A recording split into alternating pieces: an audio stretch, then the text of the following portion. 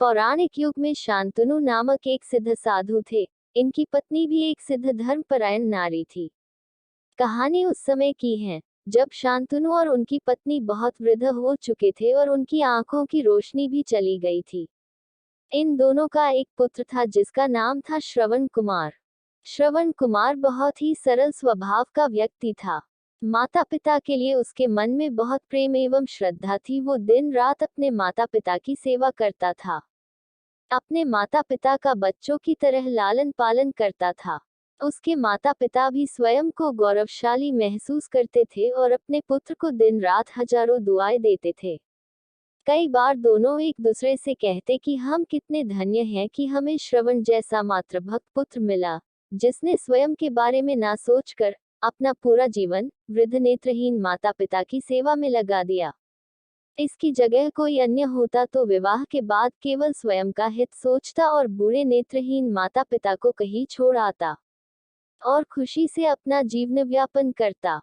जब ये बात श्रवण ने सुनी तो उसने माता पिता से कहा कि मैं कुछ भी नहीं कर रहा हूँ, यह मेरा कर्तव्य है। जब मैं छोटा था तब आपने मुझे इससे भी ज्यादा अच्छा जीवन दिया और अब मुझे यह सौभाग्य प्राप्त हुआ है कि मैं आपकी सेवा करूं।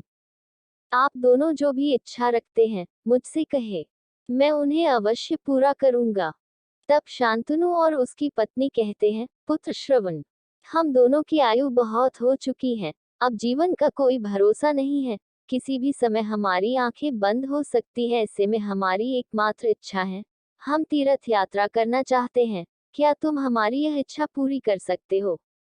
श्रवण कुमार अपने माता पिता के चरणों को पकड़कर अत्यंत प्रसन्नता के साथ कहता है, हाँ पिताश्री, यह तो मेरे लिए परम सौभाग्य की बात होगी कि मैं आप दोनों की इच्छा पूरी करूं।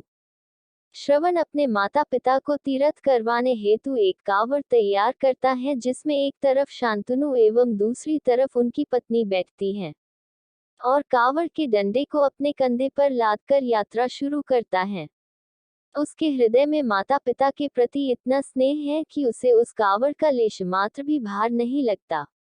अपने पुत्र के इस कार्य से माता पिता का मन प्रसन्नता से भर उठता है और वे पूरे रास्ते अपने पुत्र श्रवण को दुआएं देते चलते हैं। तीर्थ करते समय जब वे तीनों अयोध्या नगरी पहुंचते हैं, तब माता पिता श्रवण से कहते हैं कि उन्हें प्यास लगी है।